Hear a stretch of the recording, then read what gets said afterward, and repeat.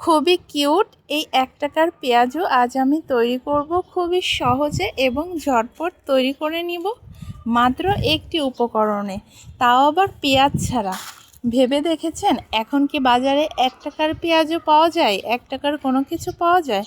But আমি দেখাবো ১ টাকার এই মিনি পেঁয়াজুগুলো পেঁয়াজ ছাড়াই কিভাবে ক্রিস্পি মচমচে সুস্বাদু এই পেঁয়াজুগুলো তৈরি করা যায়।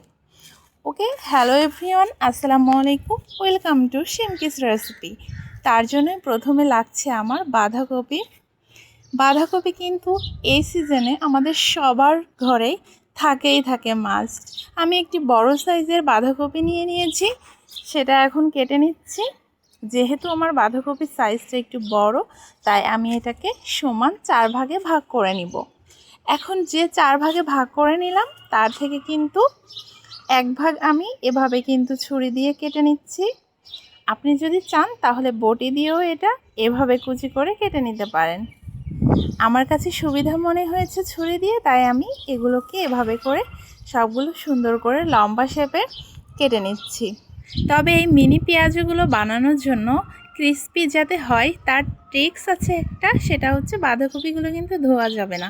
যেহেতু আমি ওপর থেকে পাতা 2-3 লেয়ার ফেলে দিয়েছিলাম, তাই আমি এটা আর ধুয়ে নিব না। আমি ভালো করে একটু লবণ দিয়ে চটকে নিব। চটকে কিন্তু এক্সট্রা যে পানিটা আছে সেটা কিন্তু আমার ফেলে দিতে হবে। এভাবে লবণ দিয়ে একটু হাত দিয়ে চটকে নিলেই দেখবেন যে এক্সট্রা পানিটা কিন্তু বের হয়ে যাবে। এখন আমি এগুলোকে চিপে উঠিয়ে নিচ্ছি, আর দেখতেই পারছেন যে কতটা পানি বের হয়েছে। ওকে, তো একটি বলে নিয়ে নিলাম আমি বাঁধাকপি। তার মধ্যে কিন্তু আমি দিয়ে দিয়েছি বেসন আর লাল মরিচের গুঁড়া, হলুদের গুঁড়া, লবণ, ধনিয়ার গুঁড়ো সব কিন্তু আমি দিয়ে দিব আধা চা চামচ করে।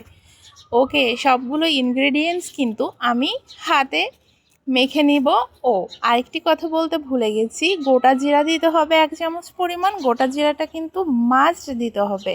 গোটা জিরা দেওয়ার কারণে যখন আমি পেঁয়াজটা খাবো তখন কিন্তু একটা অন্যরকম ফ্লেভার চলে আসে।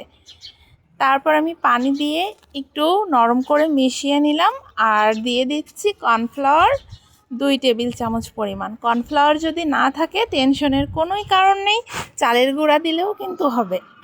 আর দিয়ে দিচ্ছি 1 চা চামচ পরিমাণ চিনি। চিনিটা কিন্তু এখানে দিতে হবে, তবে অতিরিক্ত দেওয়া যাবে না, 1 চামচ দিতে হবে। এখন আমি পেঁয়াজও ভেজে উঠিয়ে নিব। তার জন্য আমি টিস্যু পেপার দিয়ে একটি সুন্দর একটি ঝুড়িতে পরিবেশন করার জন্য রেডি করে রেখেছি।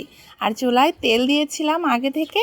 চুলার আঁচটা কিন্তু মিডিয়াম টু লো ফ্লেমে রেখেছিলাম। এখন একে একে আমার এই মিনি পেঁয়াজগুলো সব কিন্তু আমি দিয়ে দিয়েছি। আর মিনি পেঁয়াজগুলো ভাজার আরেকটি ভালো পজিটিভ দিক হচ্ছে একসঙ্গে কিন্তু অনেকগুলো পেঁয়াজও ভেজে নেওয়া যায়। ইফতারের সময় ঝটপট কিন্তু এটা তৈরি করতে ভালোই লাগে, যেহেতু একসঙ্গে অনেকগুলো পেঁয়াজও ভেজে নেওয়া যায়।